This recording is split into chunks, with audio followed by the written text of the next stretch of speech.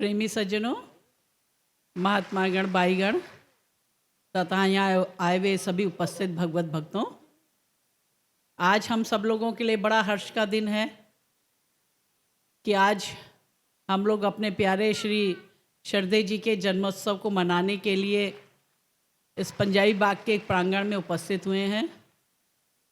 और अभी जैसे पंडित जी ने ही बताया कि उनको 44 वर्ष पूर्ण हो गया, 45 वर्ष में वो प्रवेश करने जा रहे हैं। तो सोचो तो कितना लंबा समय हो गया। 45 साल एक बहुत बड़ा एक समय लगता है, और लगता है कि वो 45 साल के हो गए तो हम कितने साल के हो गए। लेकिन शरदे जी अपने आप को बूढ़ा माने, हम तो नहीं मानते।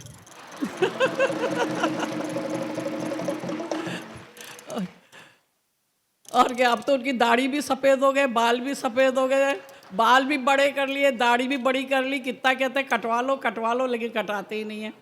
तो अच्छी बात है, अपने आप को हमेशा यंग समझो। यंग समझोगे तो ज़्यादा प्रचार करोगे। बूढ़े हो जाओगे तो भाई बूढ़ा कहोगे हम तो बूढ़े हो गए, हम कहाँ प्रचार करेंगे। इसलिए हमेशा मन में यही भावना रखनी चाहिए कि अभी हम तो यंग हैं, अभी तो हम जवान हैं, और हम अभी अब खूब प्रचार कर सकते हैं, खूब ज्ञान का प्रचार कर सकते हैं। तो सबके अंदर अगर यही भावना होगी तो कितना प्रचार बढ़ेगा, सोचो। तो इसलिए हमेशा अपने आप को कभी वृद्ध मत समझो, जवान समझो। ये अपना लोगो मान लो। कभी वर्ष बीतते जाएंगे, अपनी उम्र को मत बड़ा होने दो। तो आज हम लोग सब लोग हैं, गुरु महाराज जी से, माता जी से, सभी से हम लोगों की यही प्रार्थना है कि हमारे शरदे जी जो है खूब यशस्वी बने, दीर्घायु बने, ओजस्वी बने, तेजस्वी बने, उनका यश चारों दिगांतरों में फैले। और जिस तरह से वो ज्ञान का प्रचार और प्रसार कर रहे हैं, भारत देश में नहीं बल्कि विदेशों में जाके भी, इसी तरह आने वाले वर्षों में भी इससे अधिक मेहनत करके, इससे अधिक प्रयास करके, इसी प्रकार से पूरे दिगांतर में अपने इस ज्ञान का प्रचार और प्रसार करते रहें। इस बार जो है पंजाबी बाग के जो भी महात्मा जी और जितने भी जो थे कार्यकर्ता गण या आश्रमवासी, तो पिछले महीने कहने लगे कि माता जी यहाँ प्रोग्राम कर दें, यहाँ पे हमें परमिशन मिलती है। 15 अगस्त में तो जन्माष्टमी का प्रोग्राम होता है, वो नहीं हो सकता, लेकिन 26 जनवरी तो हो सकती है यहाँ पे, तुम लोग करो फिर, क्या बात है। तो कह रहे थे कि भी प्रेमी लोग भी बड़े खुश हैं कि बहुत पास में जो है पंजाबी बाग में आने को मिल रहा है। पंडुवाला तो जो है दूर पड़ जाता है, लेकिन मैं तो देख रही हूँ जितनी पंडुवाला में जनता आती उतनी यहीं पहुँची हुई। यहाँ कोई ज़्यादा तो नहीं मुझे दिख रही, इतनी तो पंडुवाला में भी पहुँची रहती थी। क्योंकि कई लोग कहते थे कि हम पंडुवाला आते हैं तो हमारा बिल्कुल बहुत बढ़िया हो जाता है, जन्मदिन भी मना लेते हैं, दर्शन भी हो जाता है, सत्संग भी हो जाता है, और भंडारा भी हो जाता है। तो हमारे लिए तो एक पिकनिक हो जाती है। पिकनिक के लोग कहाँ कहाँ जाते हो आप लोग, कितनी दूर दूर जाते हो, और पैसा भी देना पड़ता है उसमें, टिकट का और उसका सबका पैसा देना पड़ता है।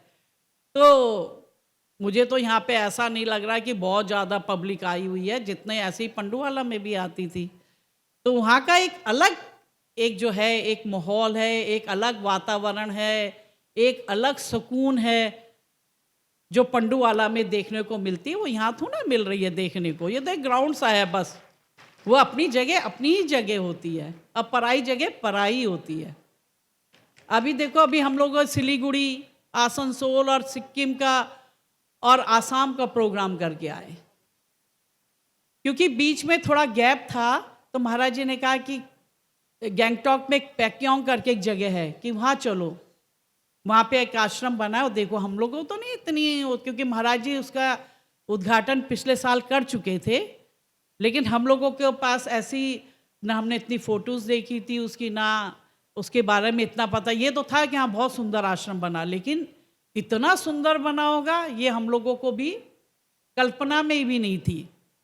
तो जब हम लोग वहाँ पहुँचे सिलीगुड़ी प्रोग्राम करने के बाद, तो हम सब की जो थी आंखें भी खुल गई और मुंह भी खुल गया। इतना भव्य, इतना सुंदर आश्रम वो बना है।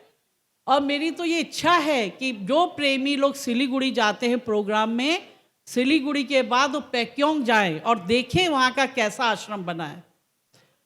आप लोग देखते रह जाओगे कैसे सुंदर आश्रम महाराज जी ने वहाँ पे बनाया है। आप कल्पना भी नहीं कर सकते, सपने में भी नहीं सोच सकते कि ऐसा आश्रम होगा। सिक्किम की कार्यशैली का इतना भव्य, इतना सुंदर आश्रम, एक एक चीज वहाँ की ऐसी थी कि आप देखते रह जाओ। तो बताओ, ऐसे भी हैं प्रेमी भक्त लोग हैं, बाई महात्मा हैं, इतनी मेहनत कर रहे हैं, परिश्रम कर रहे हैं, जो एक से एक जो है आश्रम बनते जा रहे हैं। पहले मैंने आपको बताया था कि बेंगलोर का आश्रम बहुत सुंदर बना है, महल जैसा, लेकिन पैक्यों के आश्रम ने तो उस बेंगलोर के आश्रम को भी बहुत पीछे धकेल दिया। इतना सुंदर वो आश्रम बना है। तो ये जब भक्तों की भावना होती है तो वो अपने हर असंभव काम को भी संभव कर सकता है। एक छोटी सी जगह है वो, लेकिन वहाँ के लोगों ने भी इतना सुंदर आश्रम बनाया जो सब लोग, हम लोग आश्चर्यचकित रह गए। तो आप लोग भी जहाँ जहाँ आश्रमों का निर्माण हो रहा है, वहाँ के प्रेमी भक्त बाई महात्मा भी चाहे तो आपके यहाँ भी उससे भी अच्छे अच्छे आश्रम बन सकते हैं। केवल जरूरत होती कर्म करने की। अगर हमारे हृदय में सच्चाई है और हमारे कर्म में जोश है तो हम अपने यहाँ भी सुंदर सुंदर आश्रमों का निर्माण कर सकते हैं। अभी शरदे जी कह रहे थे कि भाई जितनी हमारी आशाएं बढ़ती हैं उतनी जो है हमारे दुख भी बढ़ते रहते हैं, क्योंकि अगर आपकी आशाएं कम होंगी तो आपके जीवन में कोई दुख ही नहीं रहेगा। और यही बात जो ऋषि कौत्स के जीवन में भी आती है। भाई ऋषि कौत्स हुए, जब उन्होंने गुरु जी से अपने आश्रम में जाके जब सारा विद्या अध्ययन समाप्त कर लिया तो गुरु जी ने कहा कि ऋषि कौत्स, तुमने जो है सारा विद्या अध्ययन तुमने पूर्ण कर लिया, अब तुम अपने घर जा सकते हो। तो ऋषि कौत्स ने कहा कि गुरु महाराज जी, जैसे कि एक परंपरा है कि जब शिष्य अपना जो है विद्या अध्ययन समाप्त करता है तो उसे अपने गुरु महाराज को कोई गुरु दक्षिणा देनी पड़ती है। तो आप, मेरी विद्या अध्ययन भी अगर समाप्त हुआ है तो आपको मैं गुरु दक्षिणा देना चाहता हूँ, आप बताइए आपको क्या गुरु दक्षिणा चाहिए। तो गुरु महाराज कहते कि नहीं नहीं, मैं तुम्हारे जीवन से, तुम्हारे विद्या अध्ययन जो तुमने किया उससे मैं बहुत प्रभावित हूँ, बहुत खुश हूँ, मुझे कोई तुमसे गुरु दक्षिणा के रूप में कुछ भी तुमसे नहीं चाहिए। लेकिन ऋषि कौत्स की बड़ी इच्छा थी कि नहीं, मुझे तो कुछ ना कुछ अपने गुरु महाराज को गुरु दक्षिणा देनी है। और उन्होंने उनसे बार बार आग्रह किया तो गुरु महाराज जी को भी जरा सा था क्रोध आ गया। उन्होंने कहा ठीक है, तू बहुत ज़्यादा अगर कर रहा है तो जा 14 अशर्फियाँ, सोने की 14 अशर्फियाँ मेरे लिए गुरु दक्षिणा में ला। अब ऋषि कौत्स के पास तो कुछ नहीं, एक फूटी कौड़ी नहीं, वो कहाँ से 14 जो थे अशर्फी लाते। तो अपने राज्य के जो राजा थे उनके पास जाते हैं और राजा से कहते कि राजन, मुझे जो है 14 सोने की अशर्फियाँ चाहिए जो मुझे अपने गुरु महाराज को गुरु दक्षिणा के रूप में अर्पित करनी है। जो राजा जो थे बड़े ज्ञानी भी थे और बड़े दयालु भी थे, बड़े दानी भी थे, लेकिन वो उन्हें जो थे उस समय अपना यज्ञ उन्होंने एक पूर्ण किया था और उस यज्ञ में अपना सब कुछ दान कर चुके थे और मिट्टी के बर्तन में अपना भोजन कर रहे थे। राजा ने जब सुनते हैं तो उनके भी बड़े वो भी चिंतित हो जाते कि मैं तो, कहते कि मैंने तो अपना सब कुछ दान कर दिया, यज्ञ किया है तो यज्ञ में मैंने सब कुछ दान कर दिया, इस समय तो मेरे पास कुछ भी नहीं है जो मैं तुम्हें दान कर सकूं। 14 सोने की अशर्फियाँ तो बहुत हैं। लेकिन राजा जो है विचार करता है, सोचता है और फिर कहता है कि अच्छा ठीक है, अपने सेनापति को बुलाता है और कहते हैं कि सेनापति आओ, सुबह हम जो है कुबेर पे आक्रमण करेंगे और कुबेर के धन को लाएंगे और उस धन से हम जो है ऋषि कौत्स को सारी जो है जो भी हमने धन लाएंगे उसको ऋषि को दे देंगे, जिससे अपनी गुरु दक्षिणा अपने गुरु महाराज को दे पाए। सेनापति कहते जैसे राजन आपका हुक्म, आपकी जैसे इच्छा, सुबह हम आक्रमण करेंगे।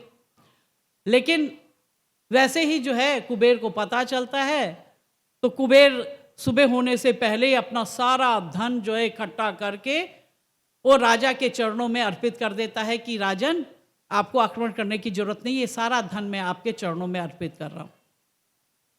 राजन जो था कौत्स को बुलाते हैं और कहते कि ऋषि कौश ये सारा धन जो है कुबेर ले आया, अब ये सारा धन मैं आपको सुपुर्द कर रहा हूं। और ऋषि कौश कहते हैं मुझे तो इतने धन की जरूरत ही नहीं है, मुझे तो केवल अपने गुरु महाराज को 14 स्वर्ण अशर्फियाँ देनी है, मुझे आप 14 स्वर्ण अशर्फी दे दीजिए, इसके अलावा मुझे कुछ नहीं चाहिए। तो राजन कहता है कि नहीं, ये तो मैंने तुम्हारे नाम पे कुबेर से लिया, कुबेर ने तुम्हारे नाम पे दिया है, ये मैं इसमें से कुछ नहीं रखूंगा, ये सारा धन तुम ले जाओ, गुरु महाराज के चरणों में अर्पित कर रहा हूँ। लेकिन ऋषि कौश कहता है कि नहीं राजन, आप राजन हैं और आपकी इतनी बड़ी प्रजा है, इस धन को, जो बाकी धन है, मैं 14 अशर्फी लूँगा और 14 अशर्फी के बाद जितना धन बचता आप अपनी प्रजा में बांट दीजिए। और ये कह के ऋषि कौश जो है 14 अशर्फियाँ लेके अपने गुरु महाराज के चरणों में अर्पित कर देता है। गुरु महाराज पूछते तुम कहाँ से लाए? तो ऋषि कौश जो है सारी बातें अपने गुरु महाराज को बताते कि कैसे मैं ये अशर्फियाँ लाया। तो गुरु महाराज अपने ऋषि कौश से बहुत प्रसन्न होते हैं, उसको बहुत आशीर्वाद देते हैं। तो ये जो है, जैसे अभी शरदे जी बता रहे थे कि संतोष होना चाहिए अपने जीवन में। अगर संतोष होगा तो हमारे पास थोड़ा सा भी होगा लेकिन हम उसी में सुखी रहेंगे, और संतोष नहीं होगा तो हमारे पास कितनी भी धन संपदा आ जाए, कितने ऊंचे पद भी आ जाए, कितना यश भी मिल जाए, तब भी आदमी को संतोष नहीं होता है। वो और पाने की चेष्टा में, और पाने की चेष्टा में, और पाने की चेष्टा में दिन रात ऐसे ही लगा रहता है, और वो जो है अपने सुख को, अपने जीवन को ऐसे ही व्यर्थ में व्यतीत कर देता है। इसलिए जो है संतोष अपने जीवन में सबसे अधिक सर्वप्रिय है। इसलिए संतोष होगा तो आपके जीवन में खुशियां ही खुशियां होंगी। असंतोष ही नहीं है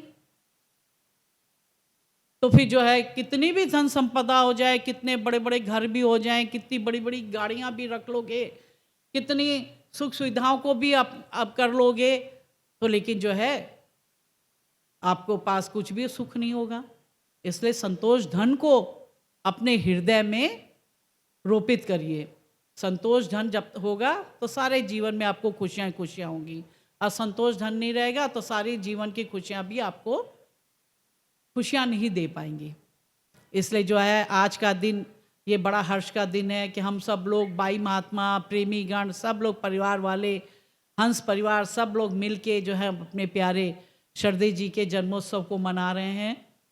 और इसी तरह से शरदे जी ज्ञान का प्रचार और प्रसार करके इसी तरह से अपने बड़ों के कदमों चिन्हों पे चल के जो मार्ग महाराज जी दिखा रहे हैं, उस मार्ग पे चलते हुए अपने जीवन को भी जो है मंगलमय बनाएं, अपने जीवन को भी यशस्वी बनाएं और इसी प्रकार से जीवन के कार्यों को करते रहें। मुझे याद है कि जब सब छोटे थे पंजाई बाग में, तो कितने देर तक, रात भर तक प्रेमियों के साथ खेलते रहते थे, बाई महात्माओं के साथ खेलते रहते थे। बुढ़े उनकी एक एक विशेषता थी बचपन से, चाहे वो खुद छोटे थे, लेकिन जो बुढ़े लोग भी होते थे, बुजुर्ग लोग भी होते थे, वो भी उनके सखा बन जाते थे। जो बीच की उम्र के होते थे वो भी उनके सखा बने रहते थे, और जो छोटी उम्र के थे तो उनके सखा रहते ही रहते थे। तो माता जी ऊपर से कहती रहती थी, अरे बुलाओ शरदी जी को, बुलाओ विभू जी को, बुलाओ, इतनी रात हो गई अभी तक नहीं आया वो खेल के करते रहते थे। फिर मैं नीचे रात को जाती थी 12-12 बजे, और तब फिर जो थे सारे इनके साथ के जो होते थे अभी वो सब छुप जाते थे कि माता जी आ गए, माता जी आ गए, अब डांट पड़ेगी, चलो चलो माता जी। छुप जाते थे, कोई खंबे के पीछे छुपता था, कोई टेबल के नीचे छुप जाता था, कोई दूसरे कमरे में भाग जाता था। और फिर जो है फिर हम शरदे जी को लेके रात को चढ़ते थे।